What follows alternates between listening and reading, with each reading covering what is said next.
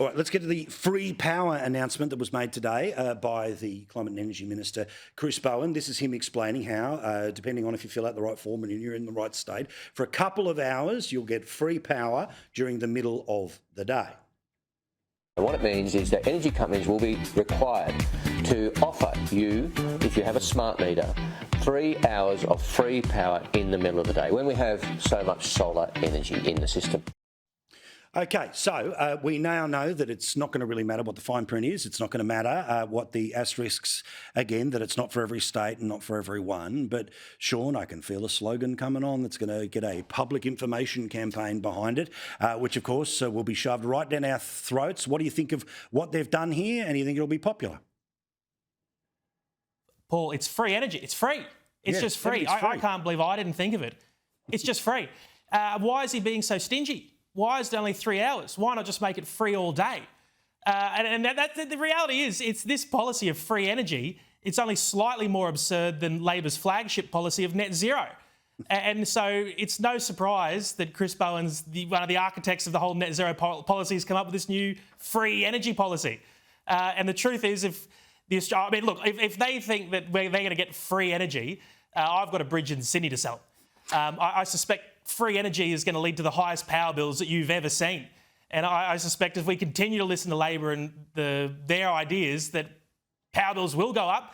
And the simple solution to that is to start... I think we should scrap Chris Bowen's proposal, scrap net zero, and start embracing the things that made energy cheap and affordable in the first place, which is coal, gas, and those traditional power sources that, look, they weren't free, but the energy was an awful lot cheaper.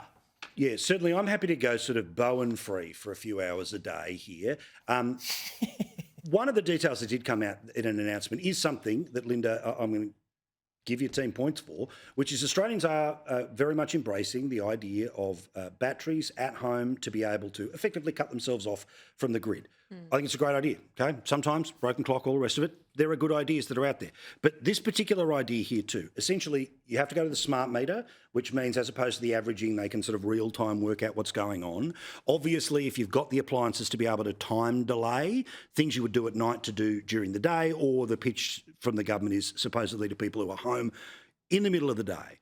But is it a lovely little slogan where there's going to be a spike in the tail? Because the energy companies today, the Australian Energy Council, have come out and said, what?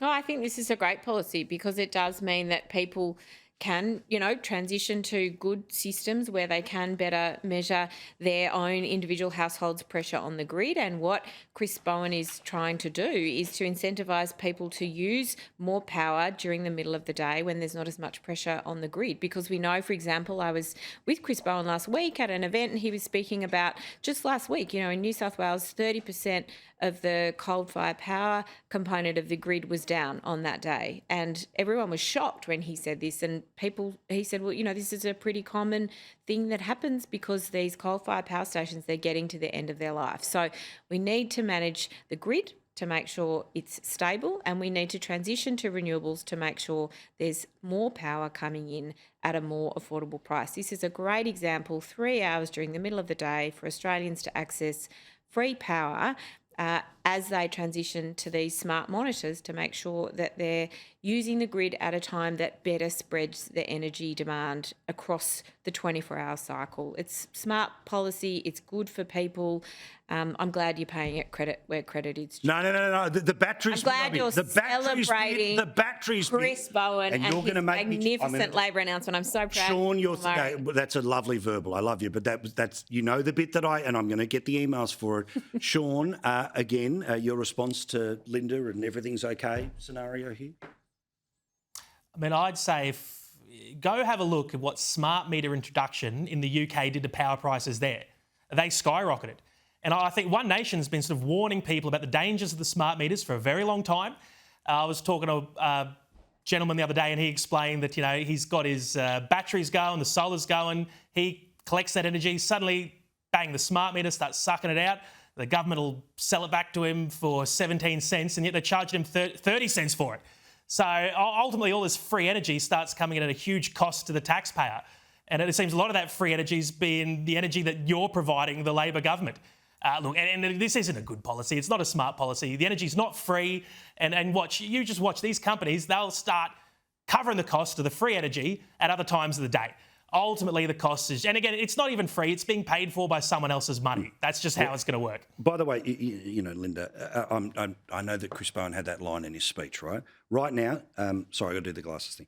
66% of the New South Wales energy market is coal. In the past 24 hours, it's 59%. In the past 3 months, it's 65%. So, yes, it might have gone off that little bit of bone. So many of those power stations are failing on a regular basis, because are becoming unreliable, and are Manhattan and others have blown holes in them. Assets, right? Metaphorically. So, you know, let's be clear about this. These assets will not last. Many of them don't have many years to go, and the companies that own them, not the government, the companies that own them are not proposing to maintain them or keep them going. One thing we need alternative, cheaper, renewable energy sources in this country. We need to get on and build them, and we need to ensure that companies are passing on those savings to people. Nigel Farage standing by next. The one thing we can all agree on, the longer I can keep the glasses off the face permanently, the better. It's not a great look on the telly, but alas, one must read.